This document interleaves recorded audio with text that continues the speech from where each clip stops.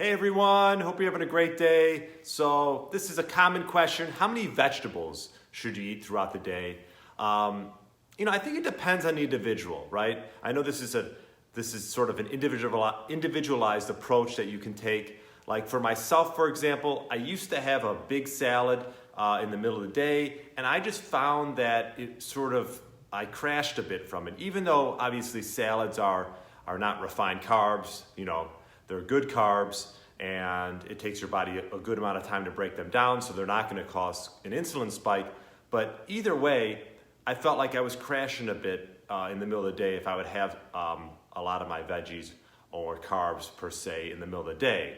So I like to, if I'm going to have some carbs or veggies, maybe push them towards the end of the day and go a little bit low carb throughout most of the day, or even fast throughout most of the day. I just feel more alert, more on top of things, and I get things done quicker. So that works for me. That might not work for you. As far as if you're on more of a keto diet, which would be a lower carb one, I would say daily carb intake could be anywhere between 30 and 50 grams of carbs, and that's about 5 to 15% of your daily intake of food. So that could be one approach. Again, sort of feel it out. The number can change also depending on your physical activity.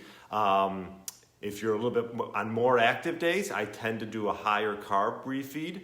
On less active days, maybe it's a day where you just go for some walks and have some yoga, you can sort of dial back the carbs and go a little bit more with moderate protein and maybe higher fat. So you can mix it up depending on the daily activity of your day, the physical activity of your day. Because, for example, resistance training and fasting both deplete your glycogen levels quite low, right? So you could eventually start running on your ketones and get in what's called ketosis, if that's something you're looking towards. So even if you do have a high carb day, it's really not gonna be a big deal, and you can sort of get right back into a low carb environment. But carbs aren't necessarily bad. I would say the main thing is, if you're having good vegetables and they don't upset your stomach or you're not sensitive to them, some people are, and they have to stay away from those.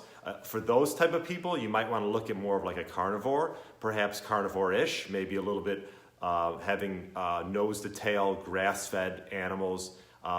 If that's something that falls in line with you, if you find that you're just feeling bloated and stomach upset from having vegetables, then you can go that route.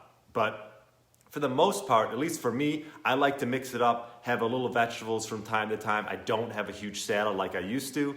I did enjoy those for a while, but I just felt it wasn't sort of in line with how I felt throughout the day. And nose to tail, most nutrient-dense foods you can get with the most highest bioavailability of protein that you can get as well. So that's a good combination. Maybe add in some, broccoli, cauliflower, some low-carb veggies, maybe some berries from time to time, even some honey's not so bad, some raw organic honey.